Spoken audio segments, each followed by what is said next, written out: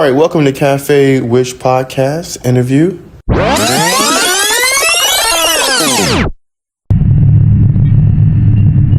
Hiring darker skinned people than in the private sector or non-government sectors, the commercial sector. It's not government. The representation, because this is what I'm talking about is representation. I'm not saying that these people are racist. What I am saying that the institutions have a stench of racism based upon behaviors and practices. Yeah. Right? That's my opinion. But I can only know that for sure if traveling and seeing it. So when I went to the doctors here, I didn't see not one dark-skinned person. Now, mind you, my definition of dark skin is my skin complexion is darker. Somebody else may think that they're dark skinned. And then I'm like, no, you're not dark skinned, baby.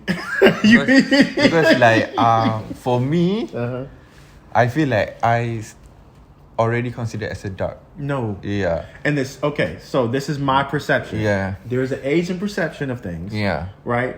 Going back to the media, right? Of what an Asian's supposed to look like. So, of course, from an Asian perspective, you would be considered dark because the media says that Asian's supposed to look light, bright, almost white. From American perspective, I'm like, no, baby, you are light skinned. You are like a light brown, light caramel color. So you're on the side of light skin, right? I'm on the side of dark skin, right? As you can see, if you put your hand against my hand, I'm a lot darker than you, right? Yeah. So you will be considered, in the States, you'll be considered light skinned. Here in Asia, you're considered dark skinned. And we know why. But there's a lot of people my skin complexion who are in Asia, right? So let's just wind this conversation down. The purpose of, once again, a Black Like Me, sometimes I'm going to have interviews that are free thought, like we're having right now. It's not a lot of order. It's just us just talking and just rambling and kind of just getting it out. Yeah. That's purposeful, right? I'm doing that by design. I will have other interviews where I will actually ask specific questions. And how we did the first time, Faith Here and Frontier, as my co-host, as you were, and you did a good job there, and you're doing a good job here. I asked certain questions, and you gave a particular answer, right? And I'm not, in this segment, I wanted to be free with it because I think it's good to have freedom and structure. Yes. The reason why I like to have a lot of freedom in this segment, the next segment may have a structure, but this one is because to get the emotion out. Because a lot of things could be said through emotion, right? That you really can't really get out in structure, the way you want to. And sometimes saying something in a particular way will drive a narrative versus just saying it, well, yeah, sometimes when I do walk into the hospitals, I commonly do see people who are somewhat, lighter skinned, possibly. See, that's not giving the same. When I walk in the hospital, yes, I barely see anybody who dark. You get what I'm saying? Yeah. It gives a different feeling. And because the purpose of a Black Like Me is to be a bridge. It's like I don't want to say therapy, but it's to drive home the narrative is that you're not alone. Right? I see what you see. I mean, I see it the same way. But we both see that there is something here. Yes. Right? We may not see that whatever that thing is in the Black Like Me that is driving a wedge in our minds and through our communities, right, of white narcissism. We may not identify with it the same way, but we know that it's there. And we feel it and we all see it. And it's okay for us to see it differently. It's okay for us to feel it differently, but we all feel it. That's the purpose of Black Like Me. I'll give you the final word. What do you think about this conversation? And just be honest. The good, the bad, and ugly. What good did you think about it? What bad? What do you think I need to consider more? I need you to be honest, because the reason why I need you to be honest, because I need clarity so that I can better structure this. Because this is just not for me. Mm-hmm. This is for us all who I would call you black, right? You may not call yourself that. I would, but that's how I identify with you, right? It's for us. Mm-hmm. So just tell me the good, do you like about it? The bad, what I need to work on, and then just like, yeah, this is not it over here. But just tell me, just give me your opinion about this topic. About this session that we had just now, this conversation, this interview. I do love this session because I think because you are sharing based on your culture in US, because whatever that you experience in US, I think kind of have similarity what it is that I've been experiencing in Malaysia, because US is a diversity country, and same goes to Malaysia. And it's sometimes we do feels that there is unfairness, isn't it, in the society, and how people treat people in color. Because to me, sometimes people who have a dark skin, they have potential, but because of their skin colors, the society choose to not to give those opportunities, isn't it? So I feel that I love this session because the thing is like how we can just let it things out, whatever that we feel that it is unfair for us, like for people that is have skin tones that does not fit certain standard of the society. Yeah. Very good answer. Thank you for that response and reply. What bad did you think of this conversation? And be honest, because the bad thing is to me to have that stereotype kind of look, like how you think how age is supposed to look like, how African people should look like. To me, it's like there is no guideline or certain standard that been given by a God that every people who have this kind of skin color to be followed with.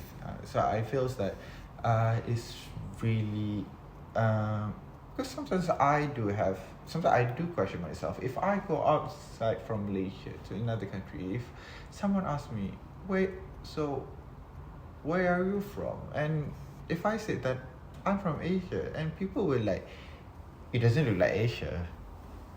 Your skin does not tell like you from Asia.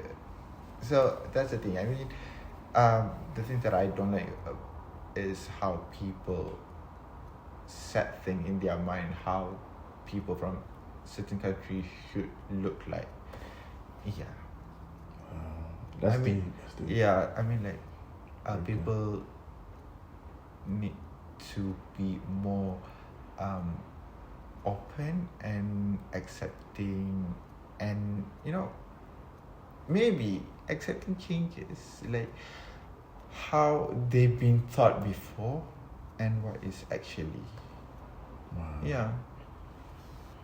Thank you for that. Yeah. Thank you for that. Now I'm gonna get, and this is feedback from me of what you think I need to, what questions should I be asking, what my delivery or my style or my pitch, what do I need to work on from your perspective, or how do you need to hear me talk? Like, I think give me your I think I'm listening.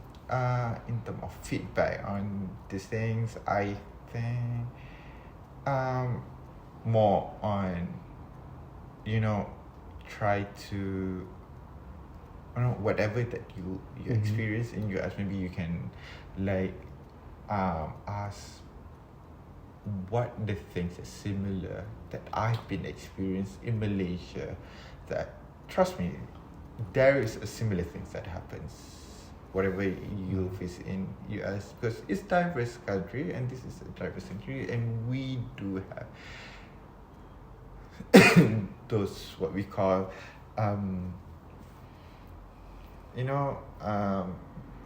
unfairness. Yeah. I mean, like it can be like more share and on the instead of just focusing on the black, instead it's just focusing on the skin color, people of color. Yeah. Okay. So from what I'm hearing from you is you find more examples that can be more relatable from my experience, specifically in the States, that could be possibly talked about to be discussed on the panel. Okay, and then also language to everyone doesn't identify as black, so just be mindful to incorporate how others view them, even though even though the interview is called A Black Like Me, part of a segment called A Black Like Me. Be mindful, though I may see a group of people as black, and genetically they may very well be black, but be more mindful of how they identify and allow them to express how they. Is that what you're talking about? I'm not saying that on how I like a person identify. It's just like because as maybe because of from US. People who have a darker skin be considered as a black people. Yeah, because in here, people who have a darker skin, we are not considered as a black people. So that's the thing.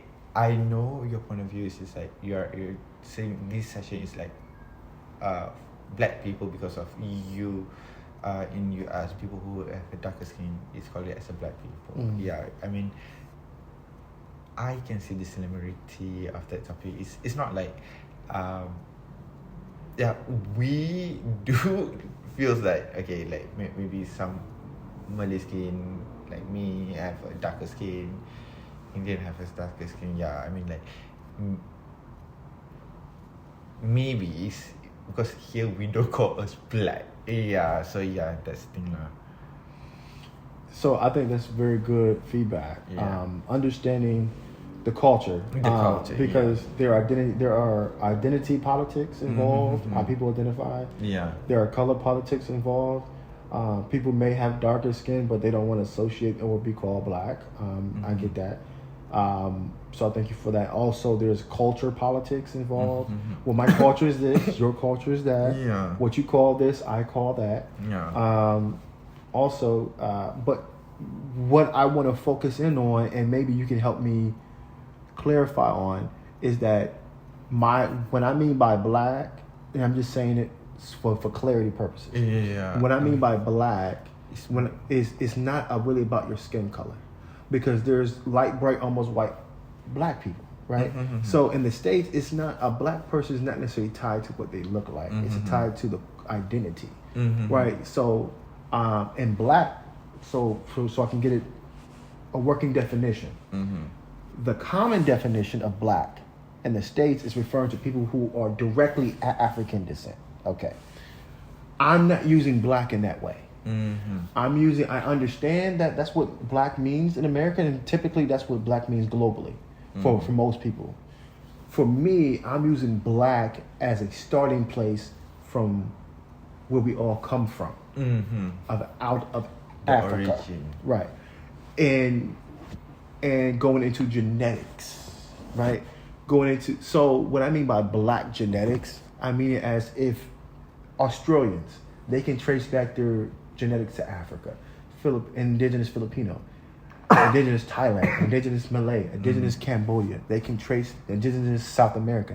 They can trace their lineage back to Africa, because those same proteins that are there can be found in Africa, and Africa is the starting place. So when I'm talking about black, I'm talking about that. I'm talking about, they may identify as brown. They may identify as Indian. They may identify as Malaysian, Filipino. but genetically. Yeah, it's black. For clarity purposes, that's what I mean by black. Mm-hmm. And I need to find a better way to communicate that, so no one feels disrespected or feel like I'm talking in a way which they don't identify with. I'm not. Why do you keep calling me black? Didn't I say I was brown? Didn't I say I was brown? Wait, baby. I know you identify brown. Yeah. But if I check them genetics, yeah. You're gonna see a whole lot of do. You're gonna see a whole lot of that going on.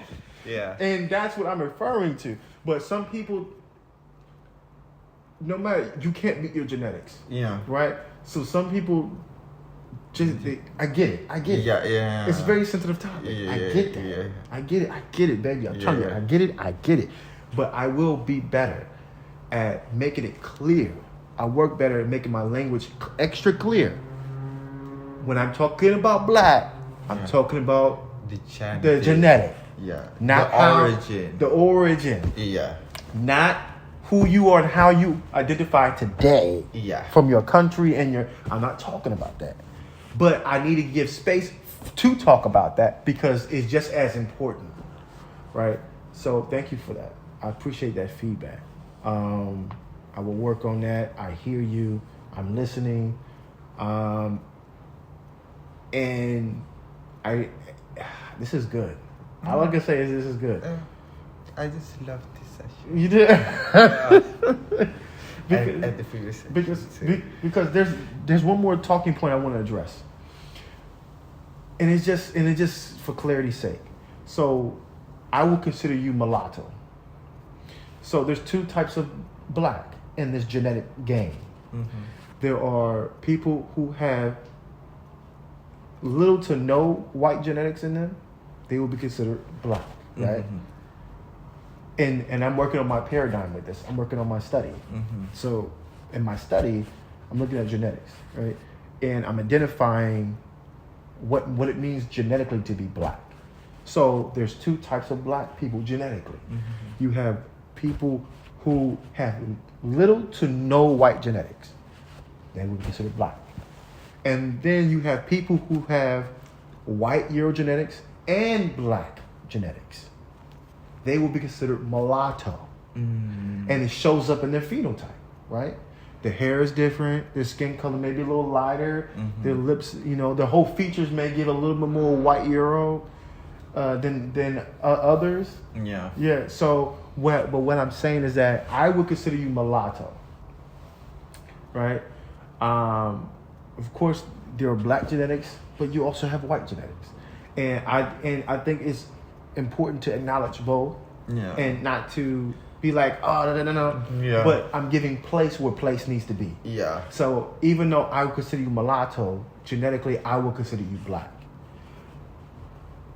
Culture-wise, culture politics, identity politics, I would consider you Malaysian. Mm-hmm. How you identify, okay? Because that's important to you, and that's important to me for me to know that about you. Yeah. Because I don't want to bulldoze you and trying to heal me. You get what I'm saying? I need you to go through your healing as I'm going through my healing. Yeah. So what you think matters just as much as I do. Yeah. But that's where the bridge is at, so we can both see from our perspectives. Yeah. And it's okay.